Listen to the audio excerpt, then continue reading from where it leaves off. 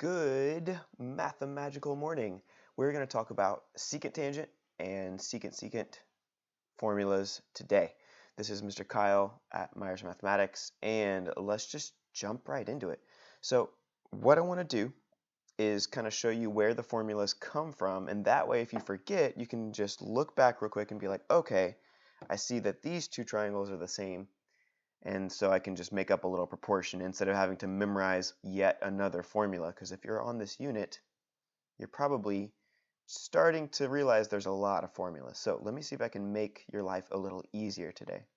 Let's start with secant tangent, the secant tangent formula. So it's going to look something like this. And then, of course, the secant and the tangent are both lines, so they go out infinitely like this. But the only parts that we care about are the parts that are going to touch the circle and meet at a point outside the circle. So, by the way, let's define a few things here. So secant means it touches twice.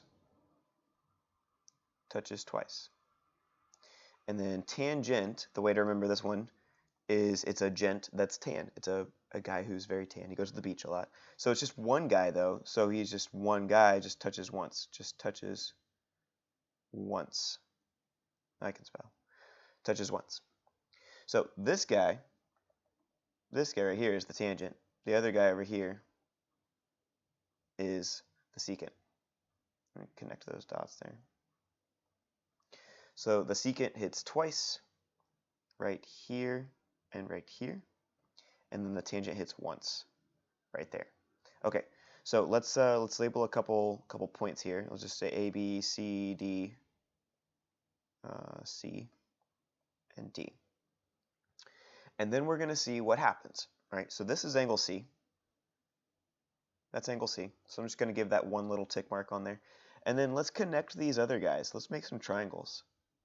So these guys right here are all connected, if you choose to do that. And then this really cool thing happens. So here's why there's even a formula for this in the whole first place. If you look right here, this arc right here is connected to two different angles. And if you remember earlier on in this unit, if you're taking geometry, if you have an inscribed angle, an angle on the circle, which is inscribed, right? So by the way, angles to do with circles can only be in three places. The angle can be on the circle, in the circle, or outside the circle, right? And they have fancy names for those. So the ones that's on the circle, which are all these angles at D and B and A, all of those are inscribed because those are all points on the circle. Those are all inscribed. And there's two inscribed angles that are connected to this arc, this green arc right here. There's two. There's this one, that angle A, that's connected to that arc. If you look, it's just connected to that arc, like an ice cream cone. And then there's actually another one that's connected to this arc as well, and that's angle D. Angle D right here. Right there at angle D, that's connected to that arc as well because it comes out straight out this way, and it goes this way. And so it also connects to this green arc right here as well.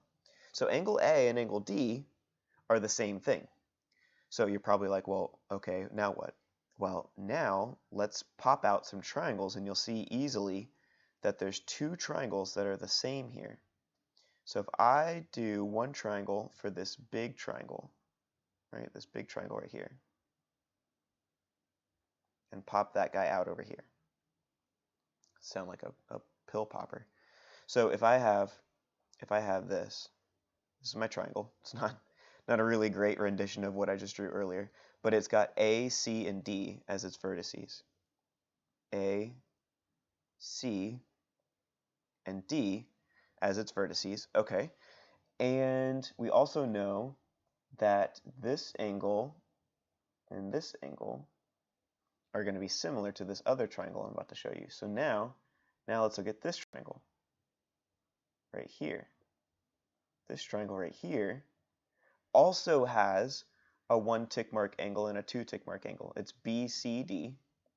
So this one's kind of going to look like this. You got B, C, D. And that angle C is the same angle C in the other one.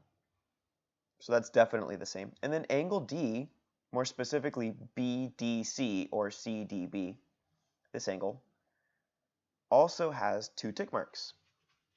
Okay, so now let's do something else here. Let's flip these around a little bit. So I'm going to flip this over. I'm going to flip it over. So let's do this. It's going to be like this instead. So C, B, and I put a little different tick mark on that one, but here's D. All right, so now it's starting to look kind of like this one over here, and now let's just tilt it a little bit, and you'll see it's the same triangle as this, but just a little smaller. So there's D, here's B, and there's C. And look at that, right? So 2 out of the 3 angles are the same, which means that third angle has to be the same as well. And now let's look at some sine lengths. So usually they use like X or A or B or something like that. I don't know. Let's just make up some more letters. Why not? Let's use a sparkly pen color here, and let's just call this A, B, C, D. Let's start with E. So this is E. This is E. This is F. And this is G. I don't think I'll need any other ones. That should be it, maybe. We'll see. E, F, and G. So from A to C, I'd have to add up E and F. From B to C, it's just F. From B to C, it's just F. And then G is in both triangles. G is from C to D. G is from C to D, from C to D. There we go. So here's how you can set up proportions really easily. Here's how you can do it. And let me zoom out a little bit. Here's how I like to set up proportions just to make sure I've done it right. So this is kind of an extra little side topic within a topic here. But here's what I like to do. I like to describe what's going on. So I have a red triangle. Red triangle. Oh my goodness, I cannot spell. Red triangle and a blue triangle. Right? So I have 2 triangles. And then also I have the side across from, so I have the side across from that tick mark. So I have this tick marked angle. And then I have another one that's across from my 2 tick marked angle. There. So in the red triangle, the side across from D, angle or vertex D, is E plus F. And then in the red triangle, G is across from vertex A.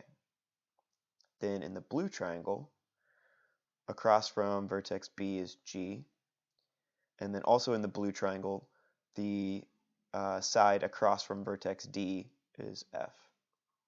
And then if you do it like this, you can easily set up a proportion, right? And it doesn't really matter how you set up this chart as long as they're all organized into nice little neat columns, because then you have your formula.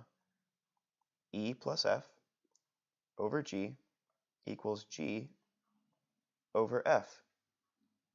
And there you go. And then you could just solve and figure out what G or F or E is, depending on what numbers they give you and what X is. All right.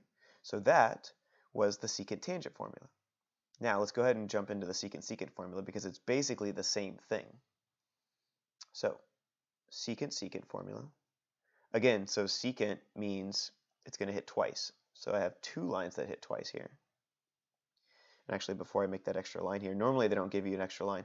They just have some marked points here, and they'll give you a couple sides and maybe one missing side, and you have to solve for that missing side. So A, B, C, D, E. Right? And again, I'll use green to mark some extra lines on here if I can get it to go over to green. Why is it not switching to green? Having some technical difficulties here. It's not wanting to switch to green. Here, I'll just do it manually. There we go. Except now it's too small. That works. Okay. So if I want to go from here to here and here to here, you would think like it kind of looks like angle A and B should be the same, but it's really deceptive. You have to be really careful here. So let's talk about what happens whenever you have inscribed angles that point to each other. So angle D over here points at angle A, and angle A points at angle D. They're across from each other.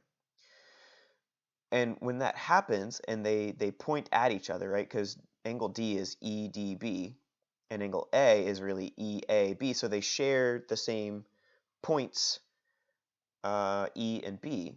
They're pointing at each other. If you were to add up their two arcs that they're connected to, angle D here is connected to this arc.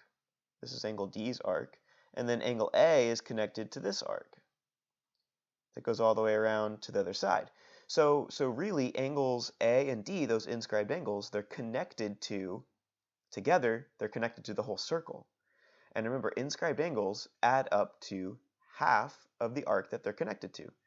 So between A and D, if I add them up, their arcs, it's the whole circle. So that means the angles would have to be supplementary. They'd have to add up to 180. So when they're across from each other, they add up to 180. So this and D right here, it's going to add up to 180. Okay. So then you're like, well, why does that matter? Well, that matters because then this other side of D over here has to be A. So BDC or CDB, that angle is the same as angle A because E, D, and C are all points on a line. So it has to add up. So then what this does is you end up doing the same thing, and it's not letting me change colors for whatever reason. So I'm just going to have to change colors manually here. But E is right here.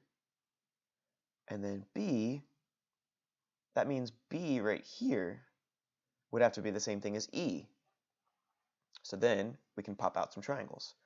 So let's pop out some triangles here. This triangle would look like this with the red. Maybe I'll just use blue and I'll use 2 tick marks. So I'll use 2 tick marks here for this. So 2 tick marks there and 1 tick mark here. And then I'll use maybe 3 for C. So there's that triangle. And then let's use pink maybe, because why not? Let's switch to this big triangle now. This big triangle here, you would think it'd be kind of the same, right? But actually this bottom angle here has 2 tick marks, and the top one has 1. And of course, they share C, so that's got 3 tick marks right here. So the bigger triangle is actually like the smaller triangle, but flipped over. So if I flip them both, and we'll switch back to black here, but before I do, that's A. Oh, that's A and E and C. So if I flip it over, then it would be E and then A and then C. And then over here, if I keep this blue triangle the same, then that blue triangle was originally B, D, and C. I'm not flipping it. I'm just keeping it the same. B, D, C. So then, 1, 2, 3, I have B, D, and C. Look at that. They're the same exact triangle. So the way you can remember secant secant is the triangles are similar, but the big triangle is flipped. It's flipped from the other one. So that's how the sides are related. So from E to C, and let's call this, let's use a different color here. Let's use this. So A, B, C, D, E. Let's call this F. So this is F. This is G from D to C. And F, G, H, and I. Right? So from A to C is I plus H. And then from E to C is F plus G. And then from B to C is H. And from D to C is G. So then we can set up a proportion and we can solve it. So all we need to do then is set up our little proportion here. So I've got, I'll say red triangle, blue triangle, red, and it keeps defaulting to the skinniest pen, red triangle, blue triangle, red triangle, blue triangle, and then I've got the side across from A, so it's across from that, right? So over here I've got the side across from that, and then I've got the side across from the one that I put 2 tick marks on. Oh, sorry, and I meant to put that up here. So that's up here. So red triangle, 1 tick mark. The side across from that is F plus G. Red triangle, 2 tick marks. Side across from that's I plus H. And then blue triangle, across from the 1 tick mark is H. Blue triangle again, across from the 2 tick marks is G. Now I can set up my formula. So all I do is, let's see if I can get this to work here. Divide that. So divide that, equals, and I get F plus G over H equals I plus H over G. And then I'm done. And that's it. So there are the proofs for the secant tangent and the tangent, or secant tangent and secant secant formulas. It all comes down to finding the triangles that are similar, and then if they're similar, they're proportional. So all of these formulas that you have to learn actually just come from triangles that are similar and or proportional. And so if you can remember, if you want to look back here and remember about where the formulas come from, with the secant secant, you just take the big triangle and you flip it, and then that's similar to the other triangle. And then in this one here, we had to flip it and kind of turn it a little bit as well. But basically this other triangle that's connected to C, the little triangle connected to C, is going to be the flip of the big triangle connected to C. And then, turn it around a little bit. So you basically just take the bigger triangle or the smaller triangle, you flip it, and it equals the other one. And then you can set up a proportion instead of having to remember a formula. So I hope this was helpful. If it was, give it a like. If you want to see more videos like this, smash that subscribe button. And I have a free PDF download on my website, Myers Mathematics, that you can go to. I'll put the link in the description below. But on my website, myersmathematics.com, I have a free PDF guide called The 5 Math Mistakes Everyone Makes and How to Avoid Them. And it should be a very, very helpful guide for you to take a look at and just remember what the 5 things are and the simple solutions. And then they're detailed in a couple paragraphs and some examples and things like that. So that way, if you mess up on something in a math problem, there's only 5 different ways you can mess up. There's only 5. So go check that out. It's free. Just tell me where to send it to on my website at myersmathematics.com. And I'll see you again soon in another episode.